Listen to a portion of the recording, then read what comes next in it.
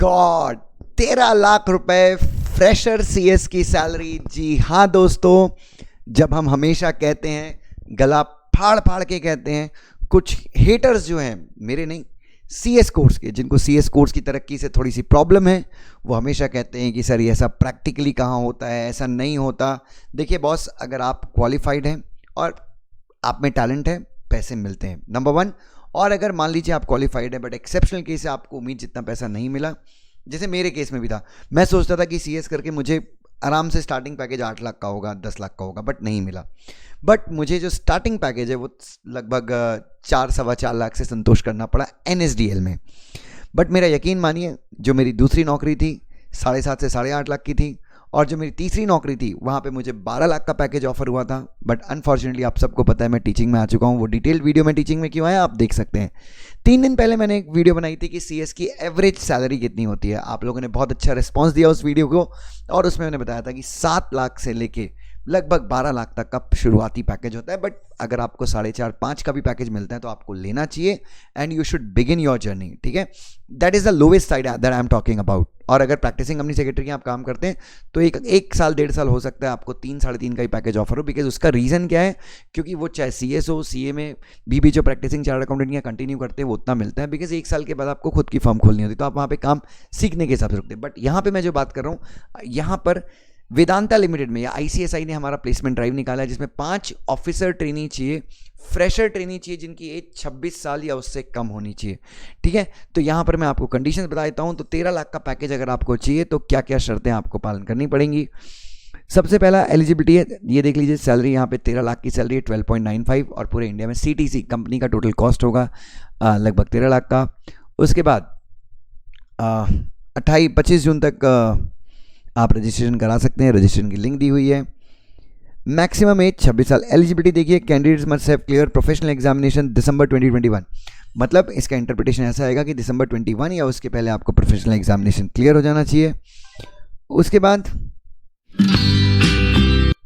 ओह, ये कैसे आवाज आई। उसके बाद है कि भाई, और आपके पास मेंबरशिप नंबर आना चाहिए 15 जून 2022 या उसके पहले आपके पास मेंबरशिप नंबर आ जाना चाहिए।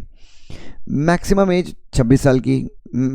10th में 60%, 12th में 60% और बीकॉम में 60%, ऐसा होना चाहिए। उसके बाद नाउ बच्चे बड़ी दुविधा में पड़ गए हैं, 1 मिनट रुकिएगा, फ़ोन देख लें। हेलो,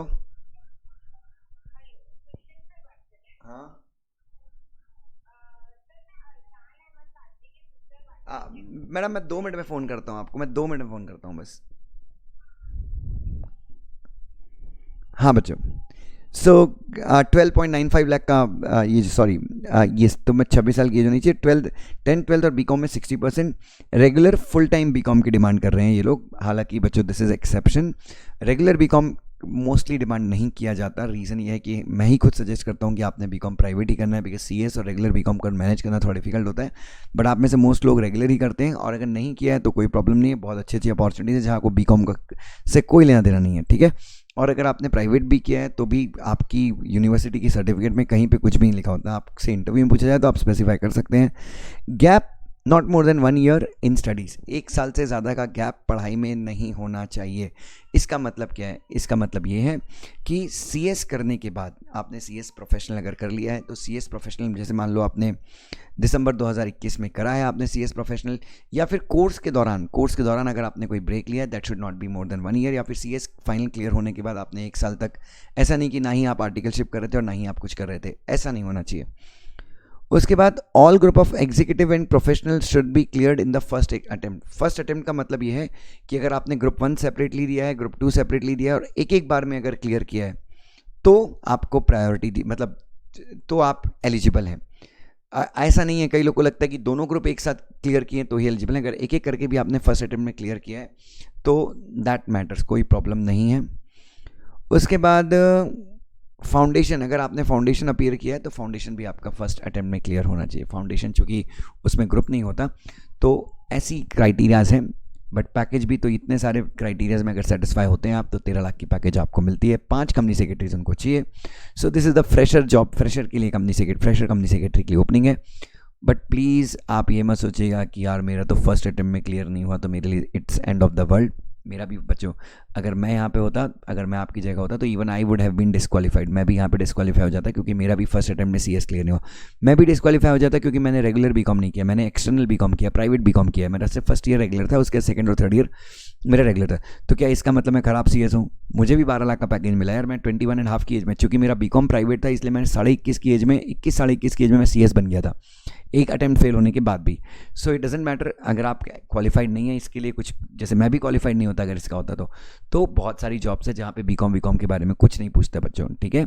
और एक और चीज़, यहाँ पे LLB का क्राइटेरिया नहीं है कि CS के साथ आपका LLB क्लियर होना चाहिए।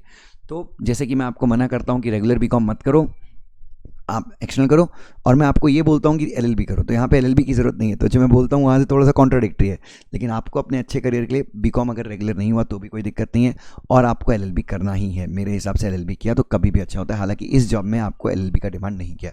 Love you so much, feel motivated, feel great. 13 lakh का पैकेज है बच्चों, 13 लाख का पैकेज सबको मिलेगा, सबको मिलेगा, सबके मिलेगा। ले लो, बस पढ़ाई करो और तोड़ के पैसे छापो बच्चों। ज़िंदगी का उद्देश्य अच्छा रखो, जीवन में बहुत तरक्की करो। जय जय श्री राम, जय श्री राम बच्चों। ध्यान रखिएगा अपना। Love you so much, God bless you.